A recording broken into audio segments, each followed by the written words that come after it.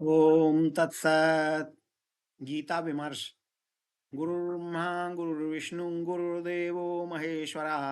गुरुरेकं परब्रह्म तस्मै श्री गुरुवे नमः। अखण्डमण्डलाकारं व्याप्तं येन चराचरं तत्पदं दर्शितं येन तस्मै श्री गुरुवे नमः। निगमागङ्ग्यातारं व्याख्यातारं च शास्त्रयोः मन्त्राणां सिद्धिकर्तारं वन्देऽहं सिद्धस्वामिनं। वन्दे बोधमयं नित्यं गुरुं शङ्कररूपिणं। यमाश्रितो हि वक्रोऽपि चन्द्रः सर्वत्र वन्द्यते। वसुदेवसुतं देवं कंसचाणूरमर्दनं देवकी परमानन्दं कृष्णं वन्दे जगद्गुरुं। श्रीकृष्णं वन्दे जगद्गुरुं। नारायणं नमस्कृत्य नरं चैव नरोत्तमं देवीं सरस्वतीं व्यासं ततो जयमुदीरयेत्। कृष्णं नारायणं वन्दे कृष्णं वन्दे व्रजप्रियं कृष्णद्वैपायनं वन्दे कृष्णं वन्दे प्रथासुतम्। आज पंचम अध्याय के 22वें श्लोक से प्रारंभ करते हैं। ये ही संस्पर्शजा भोगा दुःख एव ते आद्यन्तवन्तः कौन्तेय न तेषु रमते बुधा। ये ही संस्पर्शजा भोगा, जो इंद्रियों और विषयों के संयोग से संस्पर्शजा माने स्पर्श से जो जितने प्रकार के भोग विलास हैं, दुख एव ते, वे दुख की योनियां हैं।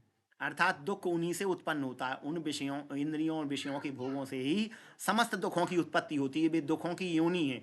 दुखे एव ते आद्यंतवंतः कौन्ते। हे कुंती के पुत्र अर्जुन, यहाँ कुंती माता का स्मरण दिलाया। कौन्ते शब्द इसलिए यहाँ प्रयोग किया है कि तुम कुंती माता के पुत्र हो। कुंती ने दुर्वासा ऋषि की सेवा की थी और संयम नियम का पालन करते हुए सेवा करके मंत्र आदि सिद्ध सिद्ध मंत्र प्राप्त किए थे, और वे निरंतर मुझ में चित्त लगाए रखती हैं, इसलिए तुम उन कुंती के पुत्र हो। इसलिए समझ लो कि भोग आद्यंत बनते हैं। आद्यंत बंत माने आदि अंत युक्त, आदि और अंत से युक्त हैं, प्रारंभ होते हैं और नश्वर हैं, हमेशा रहने वाले नहीं हैं। इसलिए न ते सुरमते बुधा, उनमें बुद्धिमान पुरुष लोग रमण नहीं करते हैं। इसलिए हे कुंती के पुत्र, तुम भी समझ लो, तुम भी उन आद्यंतवंत भोगों में रमण मत करो, क्योंकि वे थोड़े समय टिकने वाले हैं, अधिक समय रहने वाले नहीं हैं। वे दुख की योनियां हैं, इसलिए उन विषय भोगों से तुम दूर रहो, ऐसा बुद्धिमान मनुष्यों ने कहा है। न ते सूरमते बुधा, बुद्धिमान मनुष्य कवि कविगण जो बुद्धिमान मनुष्य हैं, अत्यंत ऊंचे स्तर पर पहुंचे हुए लोग हैं, वे इन भोगों में रमण नहीं करते। इसलिए तुम भी कुंती के पुत्र हो, इसलिए तुम भी उनमें रमण मत करो। शक्नोति है वैयाशोढुम प्राक् शरीर विमोक्षणात् काम क्रोधोद्भवम वेगम यहाँ युक्तः सा सुखी नरः। शक्नोति है वैयाशोढुम प्राक् शरीर विमोक्षणात्, यहाँ भगवान कहते हैं कि जो इस शरीर के प्राक शरीर माने वर्तमान शरीर के रहते हुए भी काम और क्रोध से उत्पन्न हुए वेग को, सोढ़ुम माने सहने में समर्थ हो जाता है, सहन कर सकता है। जो काम का भयंकर वेग होता है, क्रोध का भयंकर वेग होता है। काम और क्रोध दोनों अंधे कहे गए हैं, इनके नेत्र नहीं है। काम काम भी अंधा है और क्रोध भी अंधा है, और इनका वेग अति प्रबल है। तो जो जीते जी इस शरीर के रहते हुए कामनाओं के वेग को और क्रोध के वेग को जीत लेता है, या सहन करने में या नियंत्रित करने में समर्थ होता है, सा युक्ता सा सुखी न रहा, वही योग युक्त है और वही सुखी हो पाता है। अर्थात गीता जीते जी सुख प्रदान करती है। अन्य ग्रंथ भले ही मरणोपरांत मुक्ति देते हों, पर गीता तो इसीलिए तो जीवन प्रबंधन की कला है। Gita is the art of living, रहने की कला है कि जीवन कैसे जिया जाए, और मरना भी सिखाती है। ये नहीं है कि केवल जीवन जीवन और मृत्यु दोनों का ज्ञान देती है कि कैसे जिया जाए और कैसे मरा जाए। मरने की तैयारी पहले से ही पूरी करा देती है, क्योंकि जो हम लोग इस समय कर रहे हैं और अंत तक करने का प्रयास करेंगे, तभी अंत में भगवान का नाम मुख से आएगा, तभी भगवान का स्मरण अंत में होगा। वैसे हो नहीं सकता। कोटि कोटि मुनि जतन कराही, अंत राम कहे आवत नाही। इसलिए इस बात को समझ करके एक बहुत बड़े महाकवि हुए हैं राजशेखर, उन्होंने लिखा है, कृष्ण त्वदीय पद पंकज पंजरांके अद्यैव में विशतु मानस राजहंसा प्राण प्रयाण समये कफवात पित्तौ कंठावरोधन विधौ स्मरणम कुतस्ते। उन महाकवि ने लिखा है कि हे कृष्ण, अपने पाद पंकजों में मेरे मन को आज ही लगा लो, आज ही, कल नहीं। अद्यैव, अद्य माने आज, अद्यैव में बेशतु मानस राज हंसा। हे मेरे मन के राजहंस, आप में अपने कमल रूपी चरण कमल के मकरंद में मेरे मन को भौरा बना करके आज ही लगा लो। अद्यैव में बेशतु मानस राजहंसा। क्योंकि कारण बता दिया नीचे, प्राण प्रयाण समय कफ बात पित्तई, क्योंकि जब प्राण निकलने को होंगे तो कफ बात और पित्त से ये कंठ अवरुद्ध हो जाएगा, तो मुझे ना आपका बुद्धि भी भ्रमित हो जाएगी, मेमोरी चली जाएगी, मेमोरी चली जाती है, स्मरण ही नहीं रहता तो आपका स्मरण भी नहीं आएगा, मुख से आपका नाम भी नहीं निकलेगा।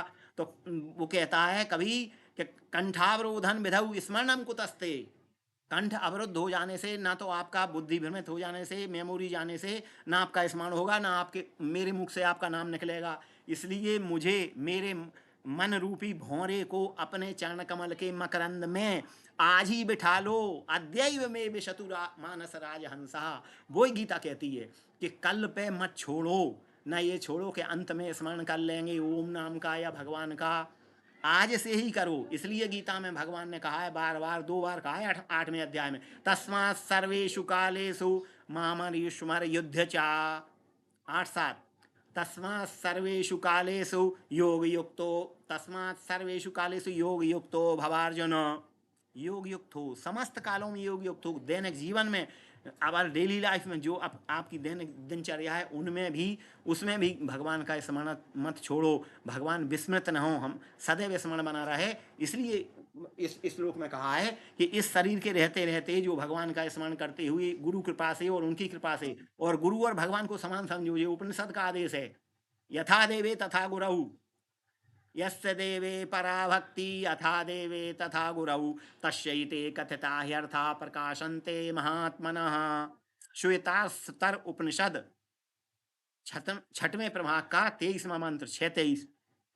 श्वेतास्तर उपनिषद में भगवान ने कह दिया है कि अपने इष्ट देव के समान ही गुरुदेव को समझो, गुरु भगवान को अपने इष्ट देव के समान ही समझो, दोनों की बराबर पूजा अर्चना करो। तस्यैते कथिता ह्यर्था प्रकाशन्ते महात्मनः। तब वेदों में कहे हुए, उपनिषदों में, गीतादि शास्त्रों में कहे हुए मंत्रों के अर्थ तुम्हारे हृदय में अपने आप प्रकाशित होंगे। गुरु कृपा से तुम्हारे हृदय में मंत्रों के कहे हुए अर्थ अपने आप स्वतः स्वयं प्रकाशित होंगे। इसलिए गुरु की भक्ति और इष्ट देव की भक्ति समान, यथा देवे तथा गुरौ। इस मंत्र को आप लिख लीजिए, वेद का मंत्र है। तो इसी प्रकार से भगवान कह रहे हैं कि काम क्रोध और वेग के वेग को इस शरीर के रहते रहते ही जिसने जीत लिया है वही सुखी है और वही युक्त है, योग युक्त है। अब आगे बताते हैं, यो अंता सुखो अंतरारामस्तथांतर ज्योतिरेव यः सा योगी ब्रह्म निर्वाणम ब्रह्म भूतोधिगच्छति। यो अंतः सुखो, जो अंतरात्मा में सुखी है, अंतरारामस, और अंतःकरण में भी आत्मा में ही रमण करने वाला है, तथा अंतर ज्योतिरेव यः, और जो आत्मा को ही प्रकाश यानी ज्ञान स्वरूप समझ करके, ज्योति शब्द आया, ज्योति का अर्थ होता है प्रकाश, और प्रकाश का अर्थ होता है ज्ञान। ज्ञान रूपी प्रकाश से जिसने अपनी आत्मा में ज्ञान रूपी प्रकाश फैला दिया है, तो ज्ञान रूपी प्रकाश से आलोकित, गीता के ज्ञान से आलोकित और स्वयं में ही अपने आप में रमण करने वाला, अंतरात्मा में ही सुखी, वह योगी है। सा योगी, उसको योगी कहते हैं। स योगी ब्रह्म निर्वाणम ब्रह्म भूतोधिगच्छति, वह ब्रह्म निर्वाण को प्राप्त हो रहा है, ब्रह्म निर्वाण और ब्रह्म भूतोधिगच्छति, और ब्रह्म ही भूत होकर के भगवान ब्रह्म में ही मिल जाएगा। आनंदो ब्रह्मेति व्यजानात, आनंद प्राप्त करके, प्रसन्नता, गीता का प्रसाद प्राप्त करके ब्रह्म में ही लीन हो जाएगा। क्योंकि ब्रह्मविद ब्रह्मैव भवति, ब्रह्मविद ब्रह्मैव भवति, ब्रह्म में ही लीन हो जाएगा वह योगी, ब्रह्म योगी है। इसके बाद लभन्ते ब्रह्म निर्वाणम ऋषयः क्षीण कल्मषः छिन्नद्वैधा यतात्मानः सर्वभूतहिते रतः। लभन्ते ब्रह्म निर्वाणम, कौन ब्रह्म निर्वाण प्राप्त करते हैं? ऋषि, उनको ऋषि कहा है। ऋषि का तात्पर्य, ऋषि का शब्द कैसे बना? रिसर्चर, रिसर्चर इंग्लिश का शब्द है, लेकिन उसी से ऋषि शब्द बना है, उसी से मिलता जुलता है। ऋषि यानी रिसर्चर, शोधकर्ता, जिन्होंने अंतःकरण की प्रयोगशाला में निरंतर प्रयोग करके अपने निष्कर्षों को सिद्ध किया है, और अंतःकरण की प्रयोगशाला के रिसर्च किए हुए, शोध किए हुए अपने निष्कर्ष को उपनिषदों में, वेदों में, शास्त्रों में, गीता में भर दिया है। व्यास जी महाराज जैसे उन्होंने भर दिया है, और इससे उनके छीण कलमसा, कसाय कलमस छीण हो गए हैं। छिन्न द्वैधा, द्वैधी भाव, जिनका द्वैधी भाव नष्ट हो गया, दो भाव, दो नहीं, सुख दुख दो नहीं, दोनों से ऊपर उठ जाओ, मान अपमान सुख दुख इन सब से परे उठ जाओ, द्वंद्वातीत हो जाओ। छिन्न द्वैधा, जिसने द्वैधी भाव को काट दिया है, जो अद्वैत में स्थित है, एक में, ओनली वन, एक में स्थित है, उसको अद्वैत कहते हैं। और गीता अद्वैतामृत वर्षणी है, गीता अद्वैतामृत धार वहावनी कहा गया है गीता को। गीता अद्वैत की धार बहाती है, तो दो को छोड़ के एक पे यह आश्रित हो गया है। ऐसा योगी कामा सर्वभूत हिते रतः यथात्मानः, जिसने अपनी आत्मा को नियंत्रित कर लिया है और समस्त भूत प्राणियों का हित चाहता है, वह ब्रह्म निर्वाण प्राप्त करता है। ये है बहुत कठिन, ज्ञान योग परक श्लोक हैं ये सब, और ज्ञान योगियों के लिए कहे गए हैं। पर धीरे धीरे आचरण में लाने पर हम, गुरु कृपा से हमको भी इनमें प्रवृत्ति हो सकती है, और हमारी ऐसी प्रवृत्ति हो कि वो प्रवृत्ति निवृत्ति मूलक हो। गीता ये सिखाती है कि हमारी प्रवृत्ति हो संसार में, हम रहें, सब अपना काम करें, लेकिन हमारी प्रवृत्ति निवृत्ति मूलक हो, निवृत्ति की ओर ले जाने वाली हो, परिग्रह कराने वाली ना हो, अपरिग्रह की ओर ले जाने वाली हो। इसके बाद काम क्रोध वियुक्तानाम यतीनाम यत चेतसाम अभितो ब्रह्म निर्वाणम वर्धते विदितात्मनाम। देखिए प्रत्येक श्लोक में ब्रह्म निर्वाण शब्द आ रहा है। निर्वाण यानी मोक्ष।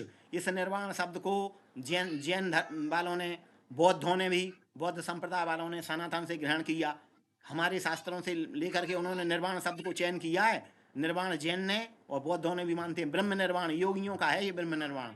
भक्ति योगियों के लिए तो कहा है मामे वैश्यसी मन मना भव मद भक्तो मद्याजी मान नमस्कुरु मामे वैश्यसी, मुझे ही प्राप्त होगा, जैसे मीराबाई भगवान में ही समा गई। लेकिन कबीर ब्रह्मलीन हो गए। कबीर तो सशरीर, कबीर भी सशरीर, वो तो ब्रह्म राम को मानते थे, इसलिए सशरीर ब्रह्मलीन हो गए।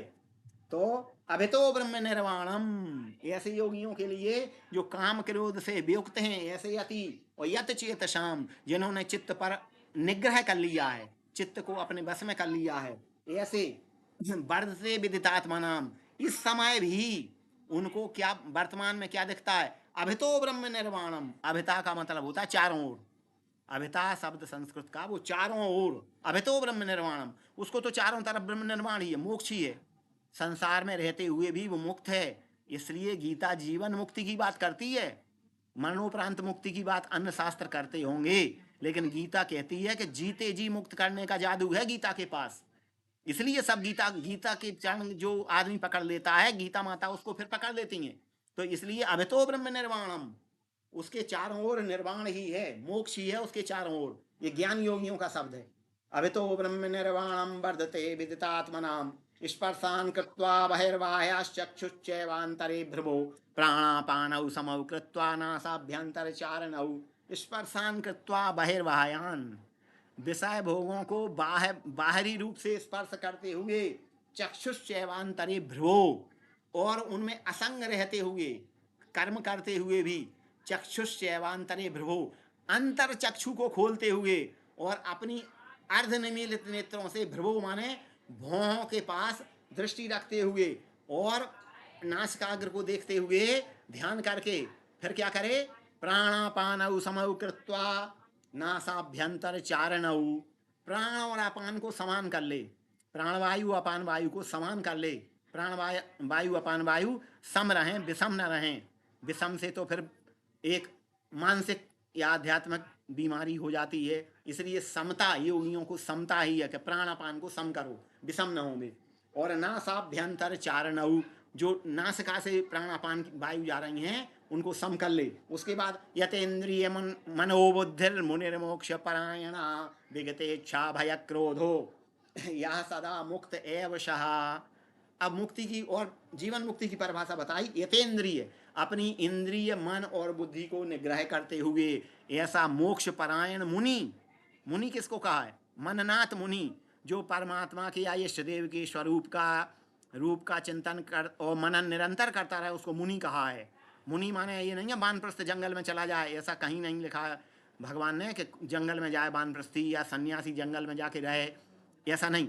गृहस्थ और राजर्षियों के लिए है गीता, इसलिए वो ही कहा है मुनिर मोक्ष परायण, वो मुनि ही है, मोक्ष की मुमुक्षु हो, मोक्ष की इच्छा रखता हो और अपनी इंद्रिय मन बुद्धि को नियंत्रित करते हुए और 3 चीजों को छोड़े, विगत इच्छा भय क्रोध हो। विगत इच्छा भय और क्रोध, इच्छा माने कामना, अभीप्सा, लालसा, लिप्सा, संग, राग, इसको छोड़े और भय को भी छोड़े, निर्भय हो जाए। अभय सबसे पहला है देवी संपत्ति का गुण, अभयम सत्व संशुद्धिर, किसी से भय न रखे, किसी से भी भय न रखे, केवल परमात्मा के चरणों का आश्रय ले और भय किसी से न रखे। भय क्रोध हो, और क्रोध कभी न करे, चाहे उसका कोई अपमान करे, चाहे मान करे न करे, गालियां दे, निंदा करे, कुछ भी करे, क्रोध को छोड़ दे। तो क्रोध छोड़ दे, वासना इच्छा छोड़ दे और भय छोड़ दे। इन 3 को छोड़ देने पर और मुनि, वो मुनि मोक्ष का मुमुक्षु हो जाए। और मुनि क्या करे, यतेंद्रिय, इंद्रिय मन बुद्धि पर नियंत्रण कर लेता है। तो यह सदा मुक्त एव सह, वह सदा मुक्त ही है। गीता कहती है मुक्ति कोई बाहर से बाद में मिलने वाली वस्तु थोड़ी है कि आज ना मिले वो तो उसी समय मिल जाएगी, देखेंगे, या भगवान की कृपा से मिल जाएगी, या कोई दिला देगा है, या कोई साधु संत बाबा बैरागी के पीछे लग जाएंगे तो वो दिलाई देगा। नहीं, भगवान कहते हैं ये काम करो, ये आपको करना तो तुम्ही को पड़ेगा, भाई मैं तो सारथी हूँ। भगवान बार बार कह रहे कि मैं तो सारथी हूँ, मैं तुम्हारा सारथित्व तो कर रहा हूँ, गांडी उठा के तीर तो आपको ही चलाना है अर्जुन। इसलिए भगवान कह रहे हैं अर्जुन को निमित्त बना के विश्व मानव के लिए संदेश दे रहे हैं कि जिसने इच्छा भय और क्रोध से जो विगत हो गया है और अपने मन और बुद्धि को जिसने नियंत्रण में कर लिया है, ऐसा मोक्षु पुरुष जो मुनि कहलाता है, वो सदा मुक्त ही है, उसे मुक्ति की आवश्यकता नहीं है, वो तो मुक्त ही है। भगवान यह सदा मुक्त है सहा, वह मुक्ति है। आगे भगवान 5वें अध्याय का सार बताते हैं। 5वें अध्याय के सार में अपना स्वरूप बताया भगवान ने, मैं कैसा हूँ क्या हूँ, उसको ध्यान से सुनो। भोक्तारम यज्ञ तपसाम सर्वलोक महेश्वरम सुहृदम सर्वभूतानाम ज्ञात्वा माम शांति मृक्षति। भोक्तारम यज्ञ तपसाम, 4 बातें कही गई हैं। मेरे स्वरूप को कैसा समझे भक्ति योगी। अब भगवान भक्ति योग पे आ गया, ज्ञान योगी भी आएगा तो भगवान के पास जाएगा कहाँ। भोक्तारम यज्ञ तपसाम, मैं समस्त यज्ञों का भोक्ता हूँ और मैं समस्त तपों का, जितना भी मुनि तप करेंगे उनका भोक्ता हूँ, सबका भोक्ता तो मैं ही हूँ। तो यज्ञों का भोक्ता, तपों का भोक्ता। और सर्वलोक महेश्वरम, तीसरा समस्त लोक, एक लोक नहीं, 14 भुवन ऊपर के, भूलोक, वरलोक, स्वरलोक, महलोक, तपलोक, जनलोक और सत्यलोक, और नीचे के 7 अतल वितल सुतल तलातल रसातल महातल और पाताल, 7 नीचे के 14 भुवनों का, सर्वलोकों का मुझे महेश्वर जाने। महेश्वर अर्थात महाधन ईश्वर, ईश्वरों का भी ईश्वर। अगर किसी और को ईश्वर मान लिया हो, भगवान ने कहा है आगे मैं प्रथम पुरुष में 3rd पर्सन में कि ईश्वर सर्वभूतानाम हृदय से अर्जुन तिष्ठति। अरे ईश्वर सबके हृदयों में रहता है, भगवान तो खुद ही ईश्वर हैं, योगेश्वर हैं, फिर भी कह रहे हैं, उसको समझा रहे हैं नाना प्रकार से।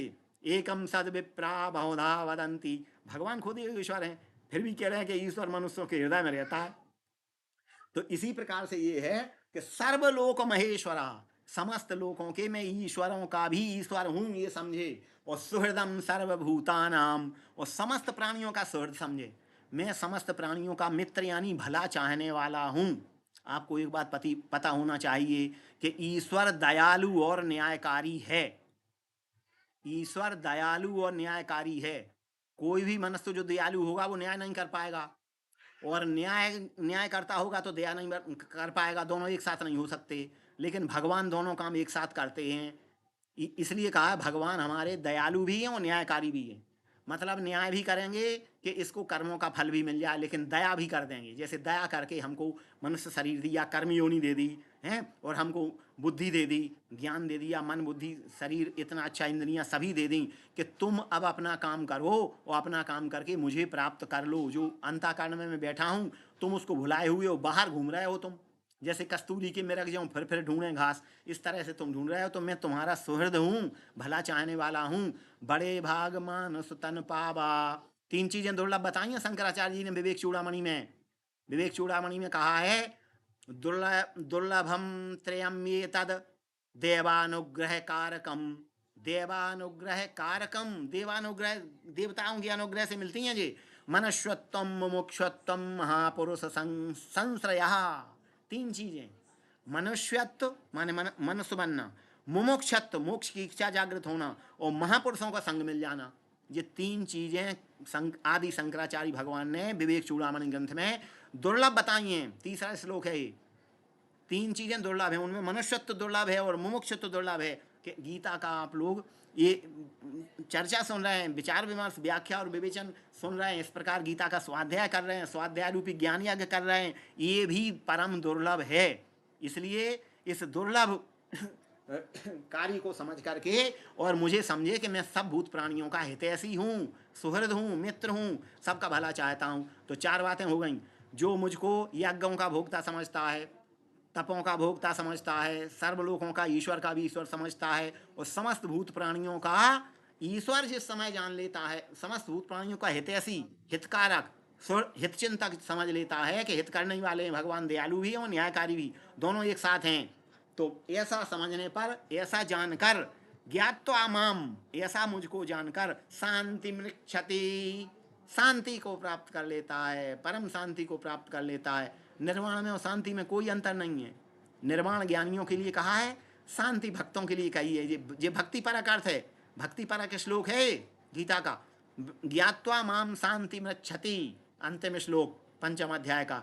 ऐसा समझ करके मुझे यज्ञ तपसों का तपों का भोक्ता समझ करके, और सर्वलोकों का ईश्वर का भी ईश्वर समझ करके, और सब भूतों का हितैषी समझ करके जिस समय जान लेता है, उसी समय ज्ञात्वा मान शांति मृक्षति, जान करके ही शांति को प्राप्त हो जाता है, मतलब मुक्ति को प्राप्त हो जाता है, मेरे निकट आ जाता है, मेरा नैकट्य मेरा सामीप्य प्राप्त कर लेता है। और सामीप्य भी मुक्ति ही है। सालोक्य, सामीप्य, सारुज्य, सारूप्य, सायुज्य, ये मुक्ति है। और साष्ट, 5 मुक्तियां हैं। तो इन सब मुक्ति, और मुक्ति से भी बड़ी है भक्ति। तो भक्ति जिसमें आ गई, वो भगवान को प्राप्त करके, शांति प्राप्त करके अमृतत्व को प्राप्त हो जाता है। ये आशा है। इस प्रकार से भगवान ने इस पंचम अध्याय का ज्ञान योग से विवेचन किया, लेकिन कर्मों का संन्यास यहाँ कर दिया कि सब कर्म मेरे समर्पित कर दे। इसलिए इस अध्याय का नाम कर्म संन्यास योग रखा गया। ओम तत्सदिति। श्रीमद्भगवद्गीता उपनिषत्सु ब्रह्म विद्यायाम योग शास्त्रे श्री कृष्णार्जुन संवादे कर्म संन्यास योगो नाम पंचमोऽध्यायः। ओम श्री कृष्णार्पणमस्तु।